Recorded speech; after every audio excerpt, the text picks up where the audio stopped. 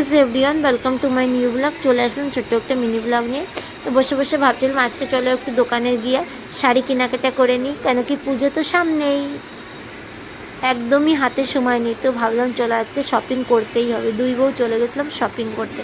তো দেখো যাওয়ার পরে এত ভালো ভালো শাড়ি, এক্সপেন্সিভ, সত্যি ভীষণ কালার ভ্যারাইটিগুলি না ভীষণ সুন্দর। আমার তো খুবই পছন্দ হয়েছে এই শাড়িটা।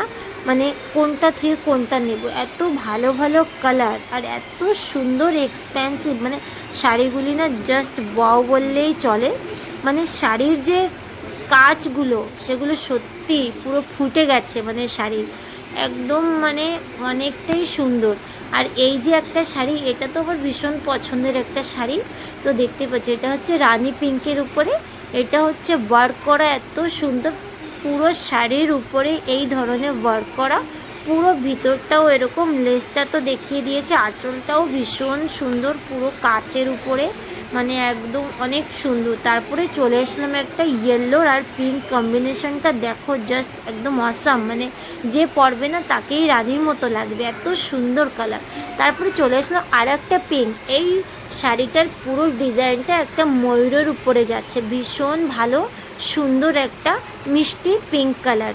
এটা কিন্তু অন্য ধরনের শাড়ি, এটার যে মানে আঁচলটা সেটাই পুরো ময়ূরের ওয়ার্ক করা, কালারটা ভীষণ। তারপরে চলে আসলাম আর একটা শাড়িতে, শাড়িটার কালারটা দেখতেই পাচ্ছ, এটাকে কি কালার বলে।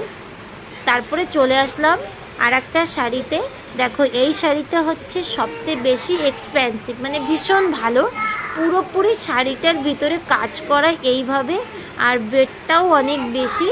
তো ভীষণ ভালো, মানে শাড়িটা জাস্ট অসাম বললেই চলে। মানে যে পরবে তাকে সত্যি লাগবে অনেক সুন্দর। প্রাইসটাও যে দেখে নাও, প্রাইসটা আছে 3600 টাকা, বাট ডিসকাউন্ট করে অনেকটাই কম হয়ে যাবে।